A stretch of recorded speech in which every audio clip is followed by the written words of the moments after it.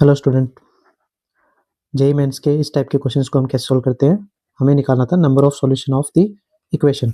अगर आप इक्वेशन पे ध्यान दोगे तो हमें इक्वेशन में एक साइड डबल एंगल दिया है, एक साइड हमें सिंगल एंगल दिया है cos थीटा में। तो हमेशा हम डबल एंगल को सिंगल एंगल में कन्वर्ट करेंगे। तो हम लिखेंगे √3 cos 2 थीटा की प्रॉपर्टी लगाएंगे 2 cos स्क्वायर थीटा -1, क्योंकि सेकंड वाला जो है वो भी cos थीटा में लिखा है, तो हमें पूरे को कन्वर्ट किस में करना था, cos थीटा में, राइट।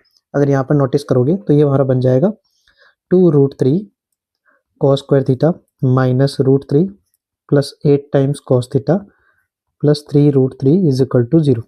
अगर इस क्वाड्रेटिक को देखोगे in terms of cos theta तो ये हमारी बन जाएगी 2√3 cos square theta plus 8 cos theta plus 2√3 is equal to 0। अब यहाँ देखोगे तो इस क्वाड्रेटिक को अगर हम मिडिल टर्म को स्प्लिट करके अगर फैक्टराइजेशन करेंगे तो हमारे दो फैक्टर आएंगे।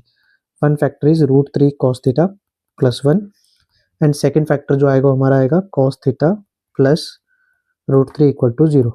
दो फैक्टर्स का मल्टीप्लाई अगर 0 आता है तो पहला वाला फैक्टर भी 0 हो सकता है। cos थीटा की वैल्यू एक तो -1/√3 हो सकती है या फिर cos थीटा की वैल्यू -√3 हो सकती है।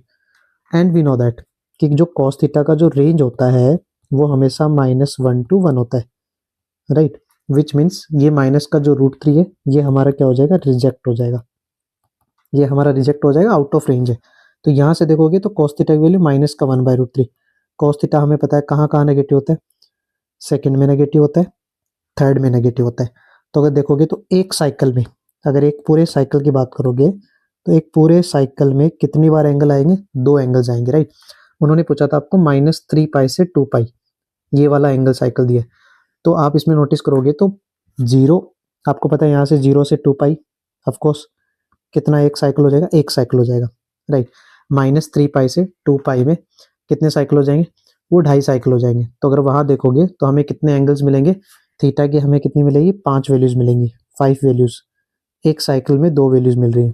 तो ओवरऑल देखोगे तो थीटा के जो नंबर ऑफ सॉल्यूशंस आएंगे वो कितने आएंगे, टोटल 5 आएंगे। तो हमारा जो फाइनल आंसर आएगा number of solution it will becomes 5।